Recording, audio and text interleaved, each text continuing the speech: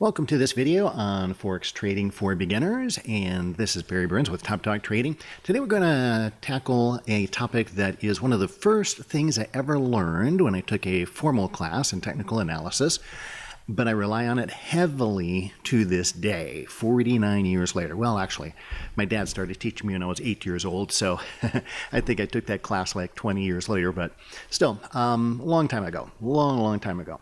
And this is very basic stuff, but as is true with many things, whether it's sports or academics or just life in general, the basic things are often the best.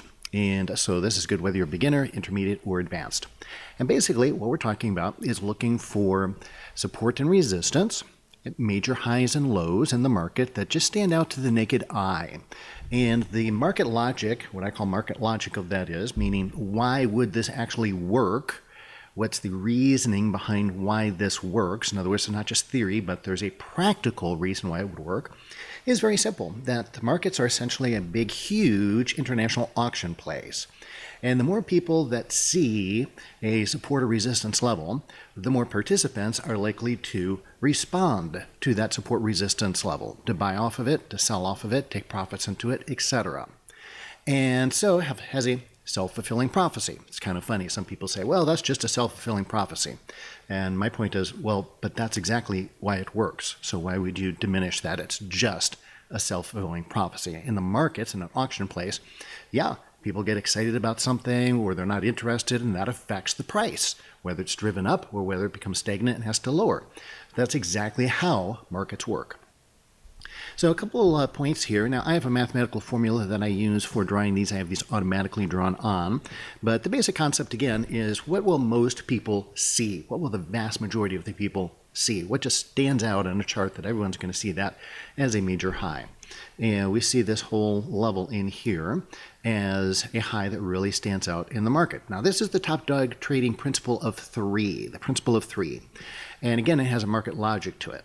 So we've got a high here. Market comes down, retest that once, comes back, retest twice, comes back, retest the third time. If the market does not go above that level after three retests, it's likely not going to go. And again, it's just the psychology, the math psychology, I should say, of the markets where people are saying, the market has retested this price level now 3 times and it hasn't broken above it. It's probably not going to. Why? Because people aren't willing to pay more than that. They don't see more value than that price level for, in this case, the dollar yen. And so we've tried it 3 times, or we've retried it 3 times, not going, so probably not going to go, and so it goes down. Now, where does it go? It goes to the very next support level, as defined by what? A major low. So let's go back here and see where that came from. Okay, it came from there, but it actually goes back before that. It actually goes all the way back to here and to here. So again, you see 1, 2. You can see these levels. The market came back to it again. 3, 4 comes off of it. Now, this is what will often happen. So the market, now the other point of the Top Dog principle of 3 is that it works best when they are close together. Why? Because that stays in the memory of traders. So that's pretty much the point. People are looking at it and saying within a short period of time, relatively short period of time, where you can see it on the chart. It's all right there in the chart and you see it. You don't have to scroll back and look back a year or two. Then it's right in people's awareness, and that's why it works. The principle of 3 does not work as well if it's over a long period of time like this. This is 2016, and we have to go all the way back here to, going back over a year. So we're going back about a year. So therefore, it's not as readily available. Now, will some people see it? Absolutely, they will. And for that reason, people did respond to it. So the market came down. 1, 2, 3. Tried it 3 times. And then made a big move up because people gave up on shorting the market here. They thought, okay, well, the market thinks it's worth more than that market, meaning the market participants globally. And so, yeah, it went up quite a bit, but then, boom, and this time it just slid right through. Now, there's one little bar there that shows that the market did acknowledge that support level, and that is this one right here. It's a very neutral bar. I just call that a bar of hesitation. So it didn't bounce up off of the level. It's not a bullish bar. It's not a bearish bar. It's just that the market participants are like, uh-oh, we know we're into this well-known support level. And so for one day, the market hesitates. Now remember, support resistance levels are broken all the time. They don't hold every single time. If they did, well, the market would never be able to go anywhere, right? So, of course, support resistance is broken. But these are areas where we look to potentially buy, potentially sell, potentially take profits into. And you need to obviously use other things along with support resistance. You can't use just support resistance alone. It's one of the 4 energies of my 5 energy methodology. It's actually step 4 of 5 that we look at in my very rule-based objective trading methodology. Okay, let's look at one more example here. So I switched over to a different market now, and just to show that this works on all markets and works on all time frames as well. But so with this one here, we've got a high put in here, significant high, significant low, and the market goes right back to that high. Now this time it breaks through support. All right, now, so it breaks through, goes kind of choppy a little bit. Where does it come back to, though? It comes back to resistance. So this is, again, a very basic concept that is called, let me get my arrow here. So this would be support at this point, potential support, and support becomes resistance. So once the market breaks through a support line and goes below it, then if the market retests that, it becomes resistance. Again, very basic concept in technical analysis.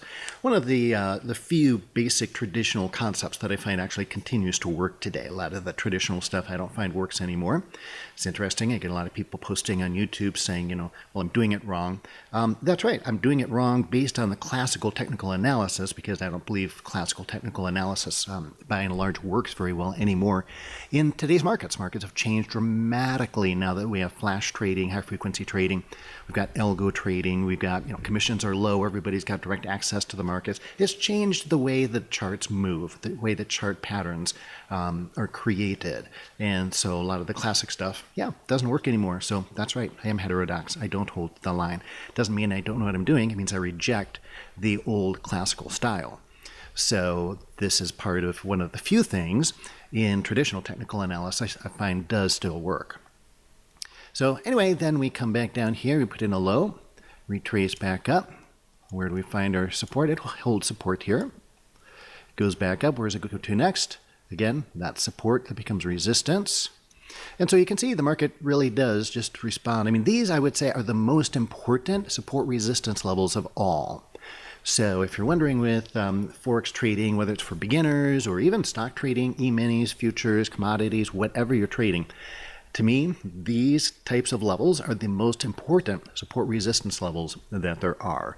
So definitely have them on your charts. Watch these levels in conjunction with other things, including cycles, which are very important. By the way, people often ask, well, how do I know if the market's going to hold support here or break through it? Great question. Very important question. So number one is it time for the market to put in a low, a cycle low?